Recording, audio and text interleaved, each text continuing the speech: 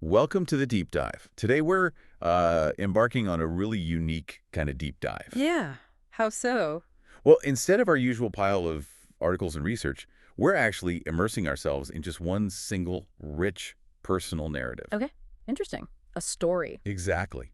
And our mission, well, it's still the same, to pull out those, profound insights about identity, relationships, the power of reputation, and sometimes the surprise of hidden talents. That sounds fascinating. A narrative source like that, it offers a rare window, doesn't it, into how maybe past identities can just collide with current lives, Totally. especially when hidden skills or like where someone really comes from suddenly comes to light. Absolutely. And at the heart of this deep dive is the story of Abby and Travis. Right.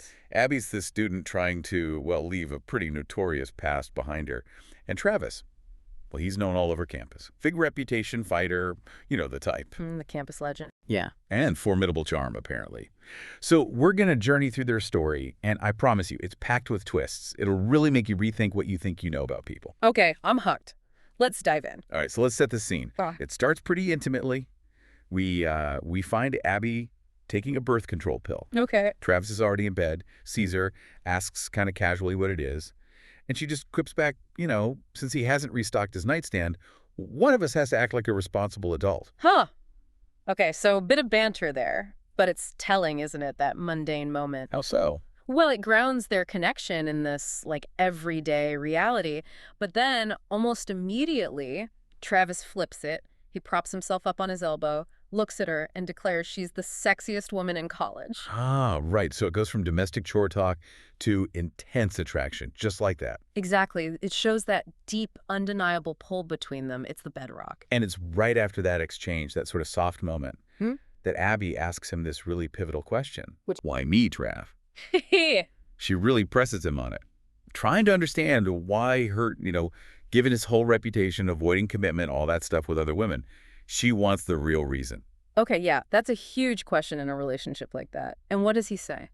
His answer is really insightful, actually. Yeah. He tells her he was drawn to her from the very first night at the fight. The fight. Okay. Yeah, because she looked at him like he was just a person, not Travis Maddox, the fighter, the campus figure, just him. Wow. She didn't flirt, didn't play games. She just saw him. And kind of paradoxically, her initial behavior towards him, which he calls odious. Odious. So she wasn't impressed at first. Not at all. But that, he says, that's what decided him. That she wasn't just falling at his feet. That's fascinating. It really speaks to how genuine connection can just cut through all the public persona stuff, doesn't it, when someone actually sees you? Exactly. Defies all the expectations set by reputation. So they have this deep, private connection building. Right. But just as they're having this moment, the outside world kind of crashes in, as it does. Travis's phone buzzes. It's his brother, Trent. Okay. And Trent's basically demanding Travis get over to their dad's house right now for an impromptu poker night. And oh yeah, his other brother, Thomas, is in town too. Well, wait. Impromptu poker night with the whole family? Yep. Father, Jim Maddox, brothers, Trenton, Taylor, Tyler, and Thomas, all of them. And Abby's just there. He's right there. And she has, get this, 27 minutes notice to meet the entire clan. Oh my God, the pressure. You can just feel her panic, right? Meeting the family is stressful enough, but like that, with that family. Totally. You can almost picture her like scrambling. She throws her nightgown at Travis, Yeah. then races to pull on jeans, a V-neck, brushes her teeth, attacks her hair. Yeah. Just frantic preparation, trying to look presentable for this family gauntlet she's about to walk into. That is so relatable, though. That feeling of, oh no, I'm not ready for this. For sure. But what's really key there, I think, is Travis's reaction to her panic. Yeah. What does he do? He just embraces her, pulls her close, and reassures her. Tells her they'll love you like I do. It's pretty solid. It really is. It's supportive, understanding. He's trying to ease that massive anxiety she's obviously feeling, shows his commitment, Okay, so they get there. What's the vibe? The house. Well, the house itself, it's described as older, kind of smoky, dated wallpaper, worn carpets. You get the picture. Yeah, sounds like a real lived-in, maybe slightly rough around the edges place. Exactly. And around the poker table, mismatched chairs. And then the brothers. Yes, the Maddox brothers. Mostly bald, muscled, tattoos everywhere. Basically older versions of Travis.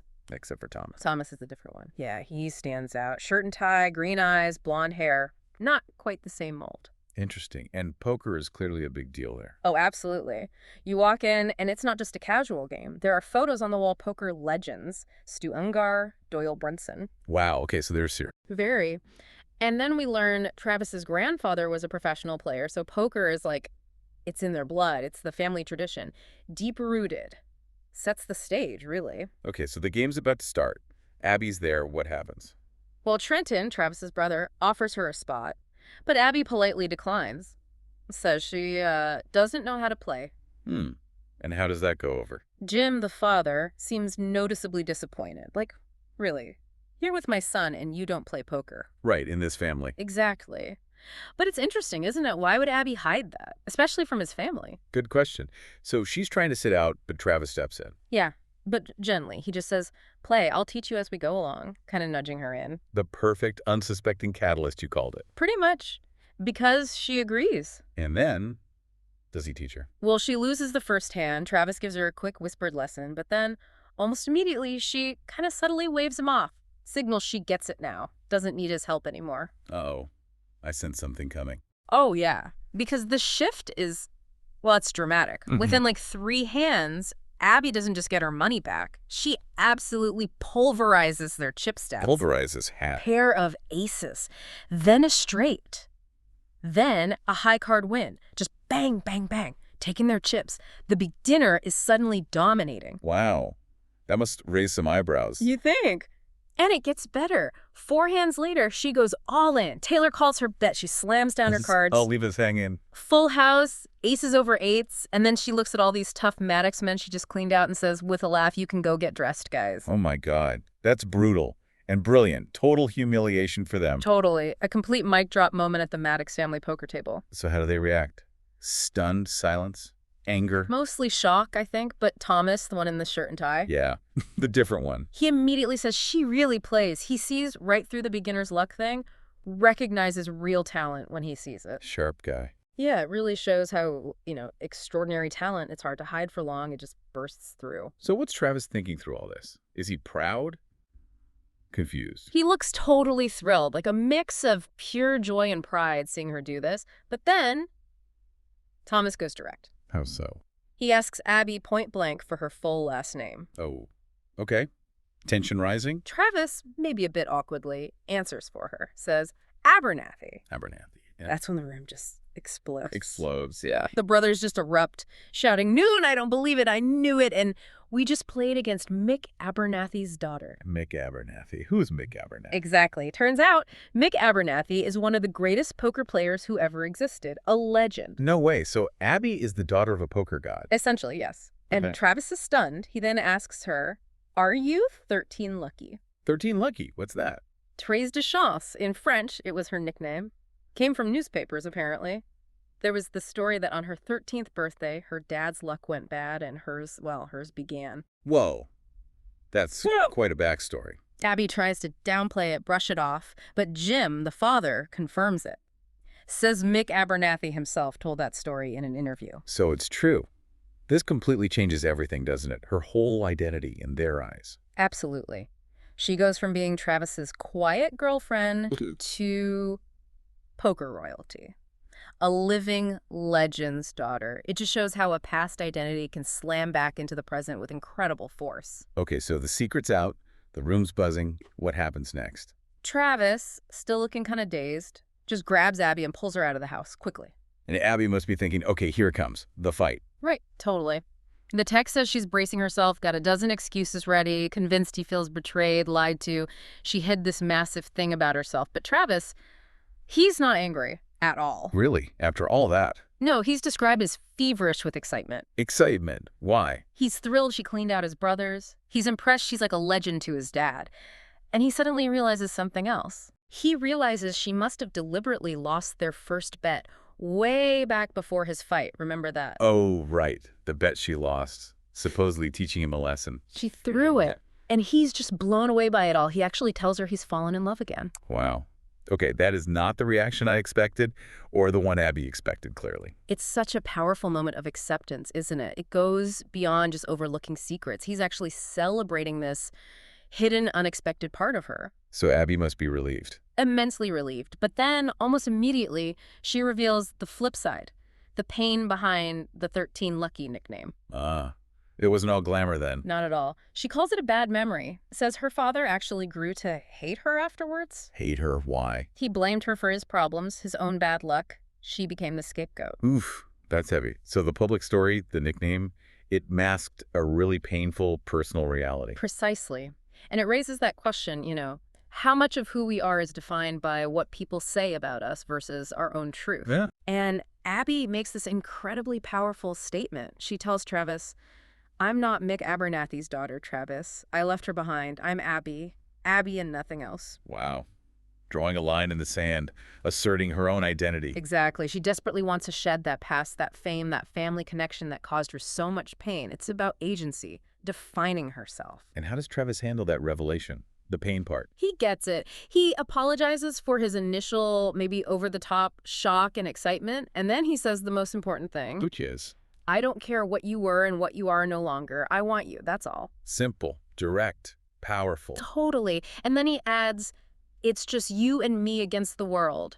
That declaration of solidarity, unconditional acceptance. That's huge for someone trying to escape a past like hers. It is, and his final promise seals it. He tells her, "My secret is safe with me." Meaning her secret identity, her past. Exactly. He's promising unwavering support. He accepts her, Abby, the person she is now, secrets and all. He's letting her define herself, finally. Okay, so they've weathered that storm. Their private bond seems stronger than ever. But now they have to go back to the real world, right? Back to campus. Right. And the challenges shift from family revelations to, well, public scrutiny. Specifically from one guy, Parker Hayes. Parker Hayes. Who's he? A former suitor of Abby's. Someone she dated before Travis, who clearly isn't over it. The jealous ex. Always complicates things. Doesn't it just?